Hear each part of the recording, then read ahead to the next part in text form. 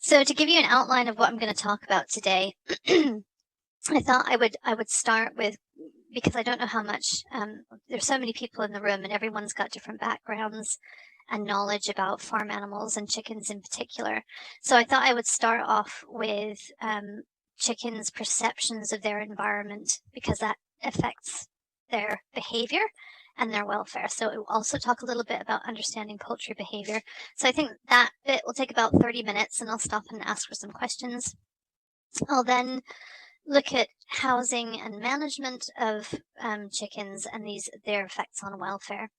And I'm afraid I have had to focus specifically on chickens. So we're going to talk about broilers, which are the source of chicken meat, and laying hens, which are the source of the table eggs that we eat. So I'm not talking about breeding chickens at all today, but I'm also not going to be able to speak about other poultry species like ducks and quail, because then we could be here all day, and also those other species just aren't my expertise. And then we'll talk a little bit about emerging welfare improvements here in Europe and parts of North America, which tend to focus around the hatching process. So we'll talk a little bit about on-floor hatching, which is a process that's being used for broilers, and something called in ovo sexing, which is being introduced for laying hens. So I'm just going to cough, and then I'm going to start. 1 second.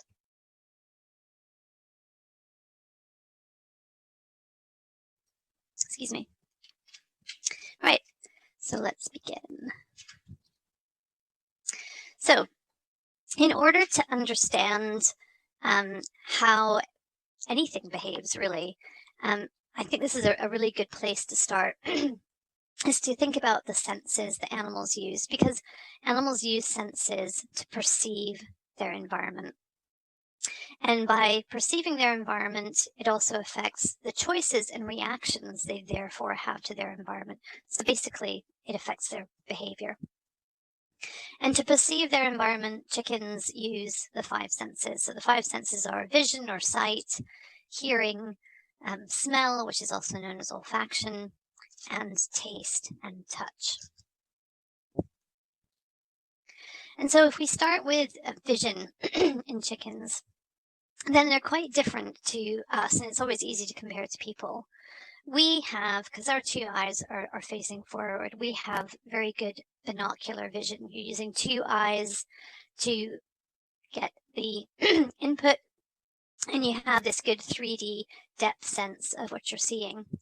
But chickens are quite different. Let's see if I can get my pointer to show up.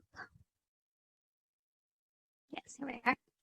So if this is my overhead looking down on top of a chicken's head picture, so here's the beak, and the eyes are much more set to the side than they are in people, then you can see that they have very good monocular vision. So that's using a single eye to see. So their right eye can see this big wide space on the right-hand side, and their left eye can see this big space that's indicated by the letter C on the left-hand side.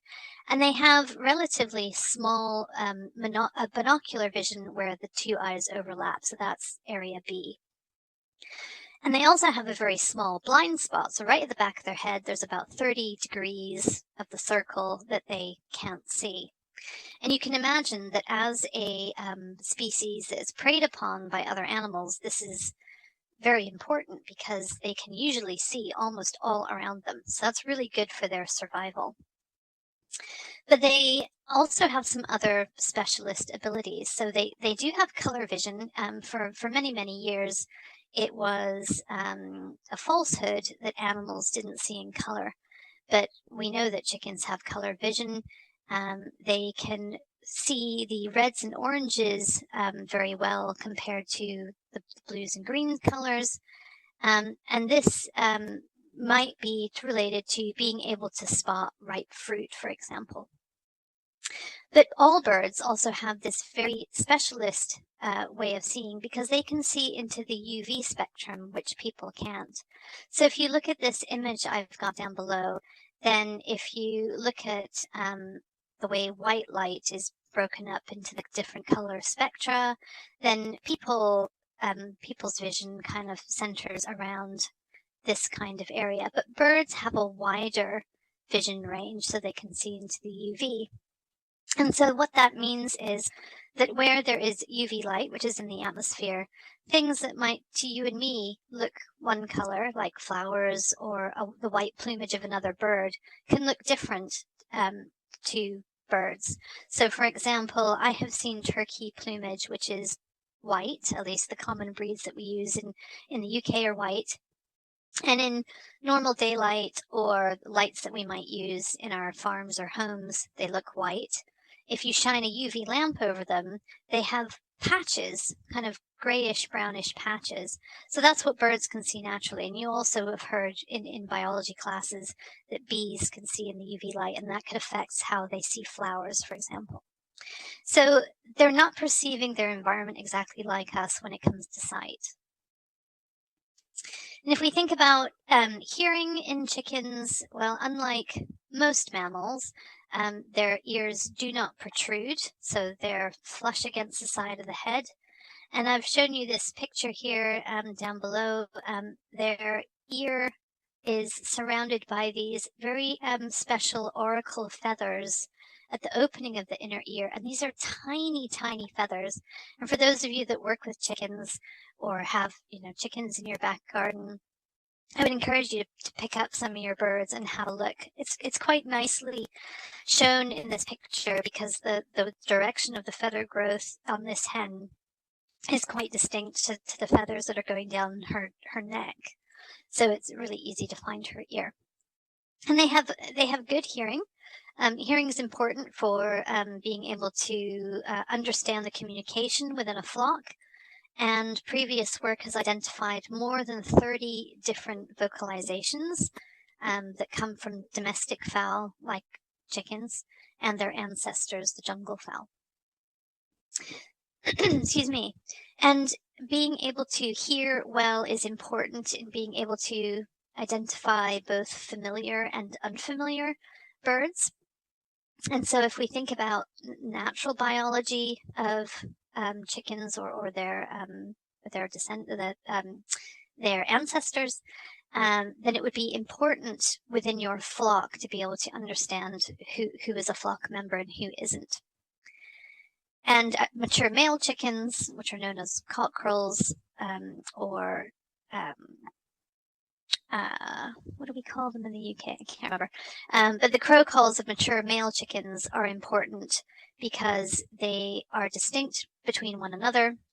And it means that they can identify rivals and avoid confrontation. So if they hear the crow of another cockerel that's maybe in a neighboring territory, they may already know that that cockerel is not to be messed with and they can avoid each other, for example. You can also use hearing to listen out for alerts that come from flock members, alerts for things that are dangerous, or maybe food calls. So hens that have chicks will use particular calls called tit-bitting calls, and this will call to them to alert them to a food source. But calls can also be an indicator of stress. And that can alert the flock to potential risk. And this is important. You might think, well, why does that matter to us if we're farming chickens or keeping chickens in a laboratory environment? Well, it's important because if the farm environment is noisy, then that might interfere in communication between birds within your farm. When it comes to smell in chickens, smell, as you all know, is closely related to taste. You know yourself, if you've ever gotten a cold and have a stuffed up nose, you don't taste things as well. And smell can be important in poultry to help them identify suitable food sources and likewise also to avoid unpalatable foods. But birds can also use smell to identify individual other birds. Now, this might be more common in some animal species than chickens, but it has been shown to happen in poultry. Smell is also important for avoiding odors that are potentially hazardous or aversive. So for example, ammonia and CO2, so carbon dioxide, those are very common gases we get in poultry farms because of respiration, which is a source of CO2, carbon dioxide, but ammonia, which comes from the feces. And it's important because ammonia irritates the mucous membranes, and birds are more sensitive to ammonia than people are, so they would be more aware of ammonia at a lower level than we would. And the fact that CO2 is aversive is important because we use CO2 in many gas stunning methods. So gas stunning is becoming more common as a way to stun and slaughter poultry, but if they find it aversive, then it's unpleasant for them. So they are sensitive to smells. And of course, related to that is taste. And so here I've got a picture of a few hens that are pecking at a watermelon skin, which they seem to find quite enjoyable. So taste is important for birds to be able to identify foods that are suitable, but also, of course, on the flip side, to reject noxious or disgusting food items. And we know that chickens dislike bitter flavors, and you can use these kind of the knowledge of the senses to help you as a somebody who might keep chickens. So, for example, some farmers, not the big commercial farmers, but maybe if you have a backyard flock or a small flock of chickens, one potential problem that can come up when you have laying hens is that if they have access to the eggs they've laid, sometimes they will start what's known as egg eating. They'll break the eggshell and they'll eat the contents. And of course, that means that you and I can't keep them to sell them or to eat for breakfast and so on. And so as a way to combat that, some people inject quinine, which is very bitter tasting, into some eggs that they mark so that they don't accidentally eat them themselves. And they leave those out for the chickens, and the chickens will break the eggs and they'll eat them, but they're repulsed by the horrible taste. And so that can train the chickens to stop eating eggs. So you can use these things to your advantage. Touch is feeling, feeling of the on the skin is important because this enables animals to detect pressure, but also heat and cold and pain. And the sense of touch enables animals to avoid things that are aversive.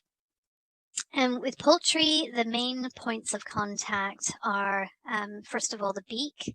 So you might not realize how sensitive the beak is in birds, but it is highly innervated with nerves. And this is important because they need to be able to use the beak to manipulate foodstuffs.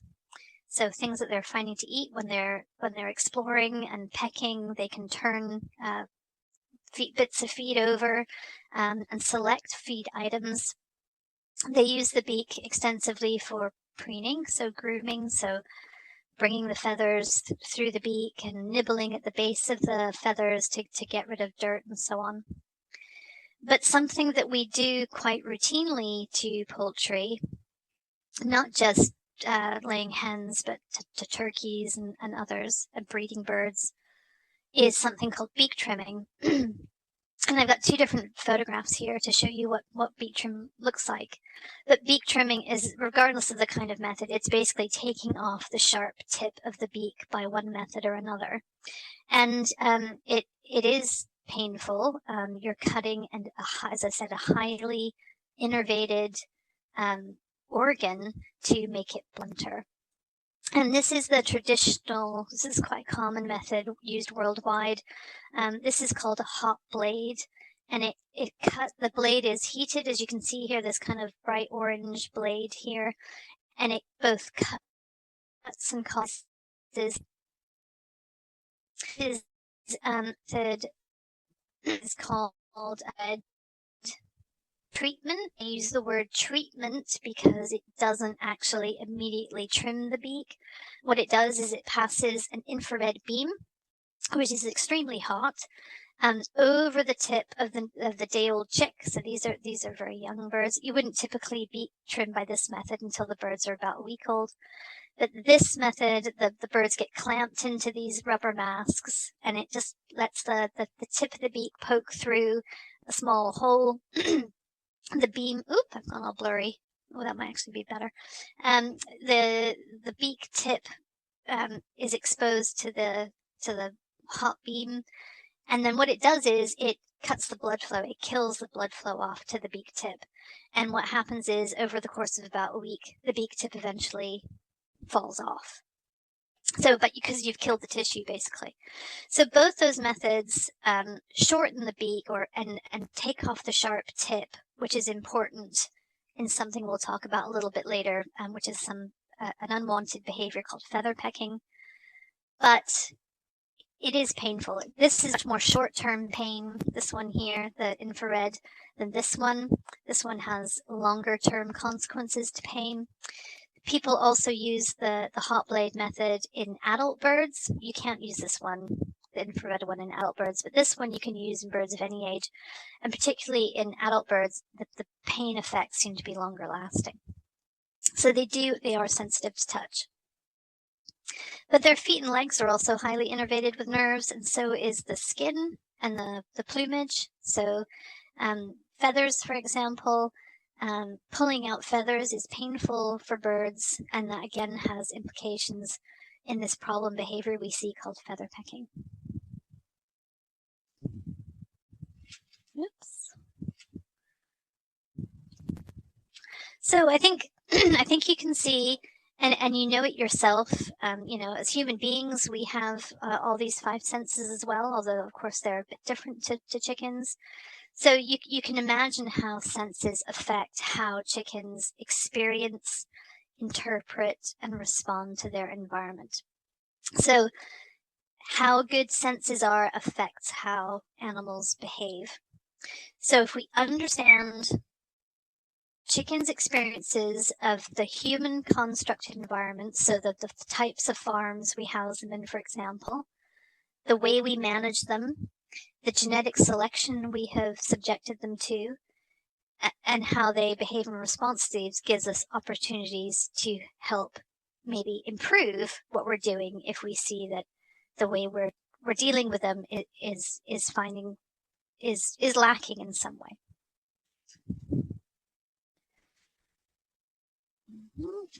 This is very slow to move on. Sorry about this. Okay, so we know a little bit about the senses. We have a little bit understanding of the kind of their biology. So let's move on to how we can understand poultry behavior. So, I appreciate people in the room have all different experiences through their coursework at UMPAD and joining into this summer school. But I just thought I would go to the basics, and we'll be really clear about what we're talking about. So if we define behavior, of course, there's many definitions if you look it up in the dictionary. But one particular definition that I like is that behavior are activities that constitute an animal's response to its external environment.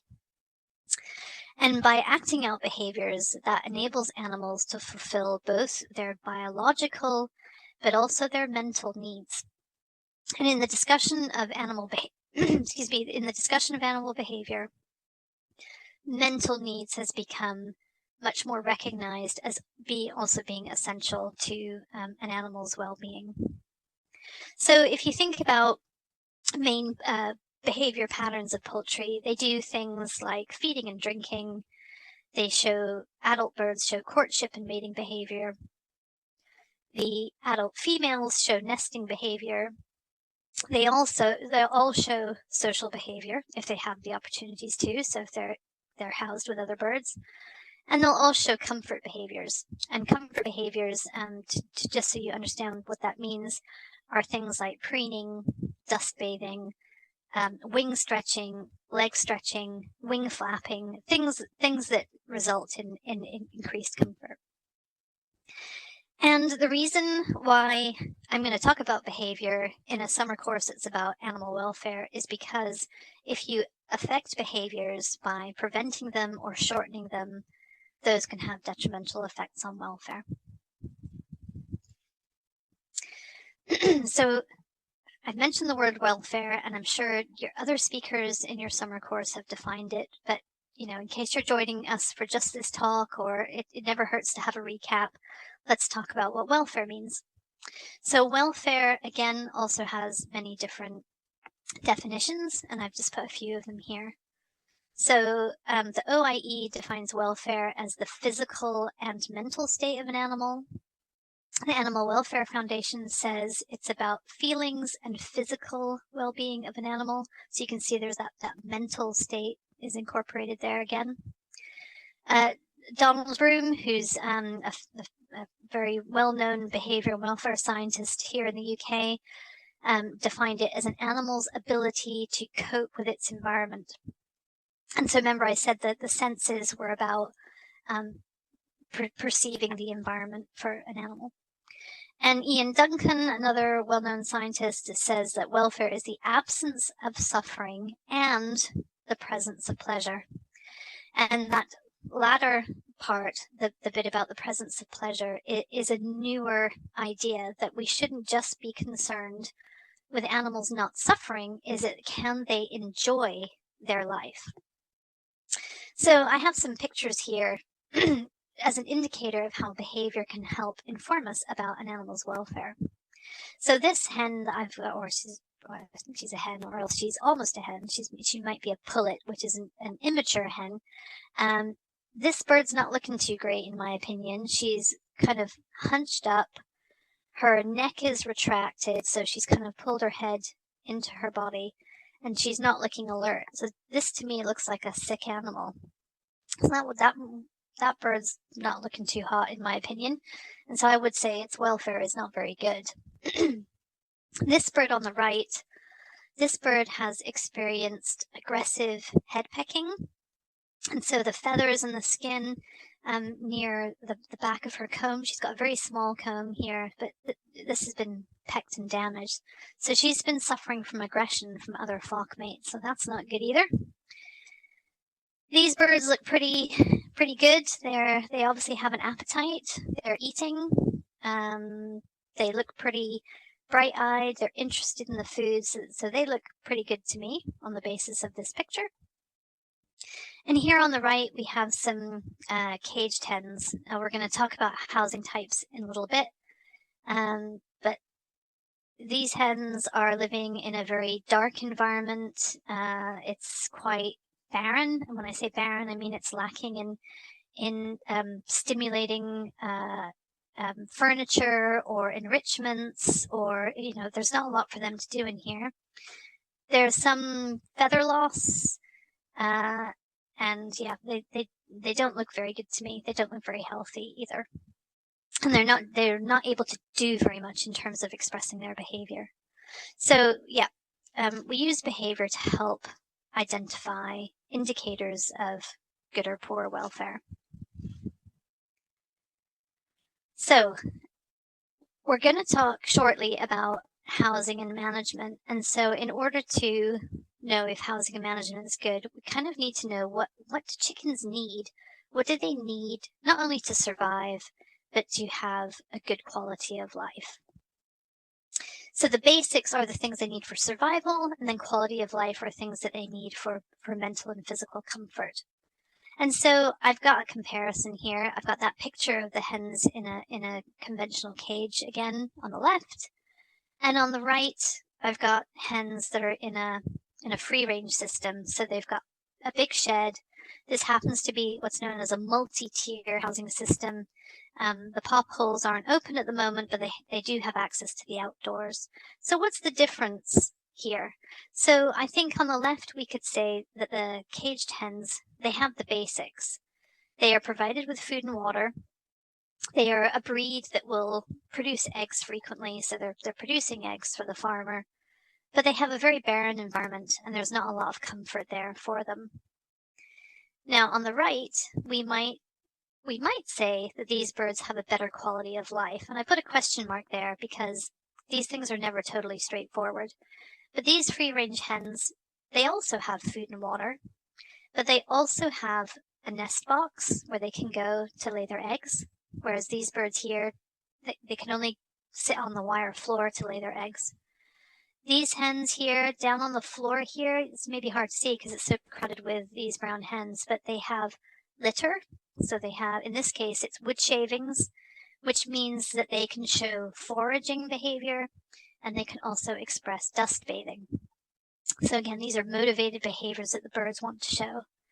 So they have a much more varied environment than the birds on the left do, and they have greater choices that they can make in order to do what they want to do, essentially. It's not all roses. It doesn't mean that this housing system is perfect by any means, but I think most people would argue, based on what hens need, the basics, but also what they want for a quality of life, that the one on the right is better.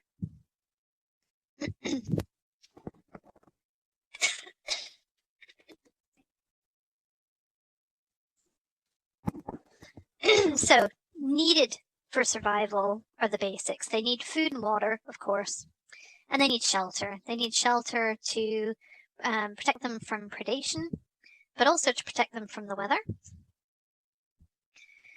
But then, okay, that's the needs for basic survival. But as farmers, we want to keep animals in a way that not only ensures that they just survive, but also we want to maximize production because that is what is profitable. If I have a hen that lays 100 eggs per year, but I can keep that same hen and increase her production to 150 eggs per year, well then, that's what I would aim for, is for higher production. So what do you need to do to increase production? Well, it helps if you can regulate the temperature. So if you keep chickens in a shed where perhaps the shed is heated or at least, or maybe cooled, certainly in Indonesia, that's probably more important to be able to cool the shed. In Northern Europe, where we have to keep the sheds warm typically, and that's so that the birds don't waste energy that they could be using to make muscle, which is meat, or to make eggs. They're not wasting energy on keeping warm. So we keep the sheds at around, say, 21 degrees or something like this. It's not just about providing food and water. You want to provide good quality food and water. So this, again, helps maximize production. So but get better muscle deposition for broilers who produce meat, or you get better use of resources into eggs for laying hens. And also by using artificial lights, like you can see in this photograph, you can set the day length to be optimal so that birds are encouraged to feed. So good food intake, again, helps you produce muscle in broilers or produce more eggs in laying hens, because you need to keep hens in a spring light cycle to encourage lay. But it also means that you're providing appropriate periods of darkness so that birds rest, which is also important. But of course, all these things cost money. So farmers can do this, but it comes at an expense. But hopefully that's outweighed by the increased production. But there are also the needs that we would ideally be providing for mental and physical comfort. So providing birds with enough space so they have freedom of movement. They should be able to stretch and flap their wings. They should be able to turn around. And you might question, should they also have the space to be able to run or to fly? So certainly those are motivated behaviors. Is it important for their comfort? They should have a comfortable place to rest. So not just wire, but perches. Chickens are highly motivated to perch, and even broilers, which tend to get heavy, if they have the right size of perch and they're not too high up, broilers will use perches readily and until late in life. They need clean, dry litter that they can sit in or forage in. If it's wet and sticky, it's no good to them, and it can cause problems, as we'll see later on. They should generally have opportunities to show behaviors that they are motivated to express. So things like foraging, dust bathing, nesting's only important if they're adult females, so that's why I put it in brackets, and social behaviors. These birds will live in flocks naturally, so they shouldn't be really housed in an isolated way. so able to express social behaviors. Other kinds of things that we need to give birds opportunities for mental and physical comfort include litter. So a litter I showed you in the picture of the free-range hens. Litter has uses for things like foraging, so expressing foraging behavior. This is what the birds are doing here on the right. They're pecking and scratching on the ground. And the reason birds do this is they would use it to find food. Now, I appreciate that we provide food for our chickens in a food trough, but they still are motivated to express that feed-seeking behavior. But also it's used as a substrate for dust bathing, so that helps to remove stale preen oil from the feathers and keeps the feathers in good condition. If the feathers get too oily from preening, then they don't insulate the hen or the chickens as well. So it's an important part of the process of their grooming behavior. Now, this one can certainly be harder for people to provide because it depends on what space is available to you. But chickens appreciate access to the outdoors, some more than others. And why is that important? Well, it gives them variety in their housing environment. It can give them opportunities to go somewhere where the air hygiene is better. So you can imagine inside a shed, it might be dusty. There's buildup of ammonia and carbon dioxide, for example. It's dusty. I mean, these things can be improved with really good ventilation, but if the birds have opportunities to go outside, it means they have this choice a little bit over their air environment. It's also different temperature outside than it is to inside, and there's opportunities to be exposed to natural sunlight. And chickens will sometimes sunbathe. They don't always like a lot of direct sunlight. Descending from jungle fowl, they seem to like opportunities for shade and cover, protection from predators. But again, you're giving them greater opportunities for choice.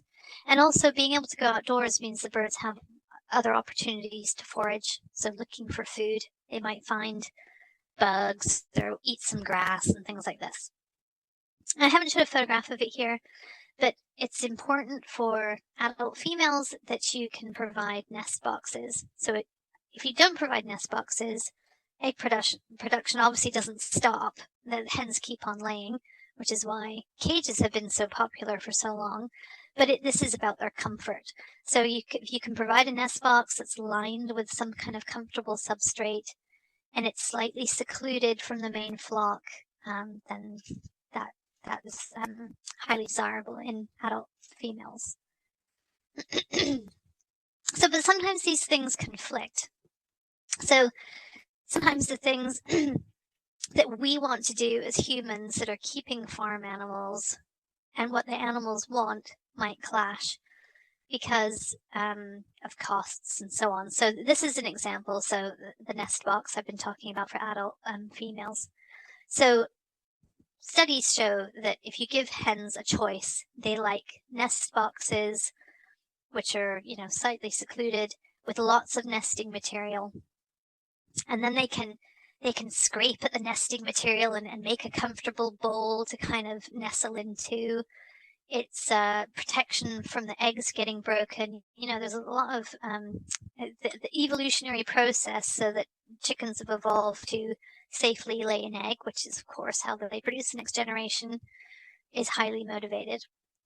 But the problem for us as producers is if you provide something like this in this top right-hand picture, well, the nest box like this can increase the risk of dirty and broken eggs compared to a cage floor where the egg just rolls away. So the eggs start away. So automatic collection in this type of nest box would be very difficult. This would be a very manual process. You'd have to go through and pick up the eggs. And of course, they cost money to provide. So as a producer, they would have to install nest boxes, which comes at a cost. But with engineering and practice, what we've come up with, producers use something in commercial systems that looks more like this on the bottom right. So this is a compromise to what you see up above. This doesn't have all this thick loose bedding. You can't see it, of course, but behind this red curtain, what there is a kind of comfort mat. It might be made of some kind of plastic. It might look like AstroTurf, like the plastic grass, some kind of really short mat that's more comfortable to sit on than wire, but is easier to clean. And it also means there's no loose nesting material which will get all thrown around by the hens. You can also, on some designs of nest box, control the time of access. So what happens is, I've realized you can't see my hand, but what will happen is the floor will tip up at certain times of day to push the hens out of the nest box so they don't spend all day here and defecate in the nest box and make them dirty. They're only available in the morning times when hens are laying their eggs. And also the floor of this nest box is angled backwards here so that the egg, once it's laid, it does roll back and it can be either collected easily by the staff or there might be an egg belt that takes the eggs away automatically. So you can make compromises so that you can fulfill the animal's needs and desires, but still have a productive system. Okay, so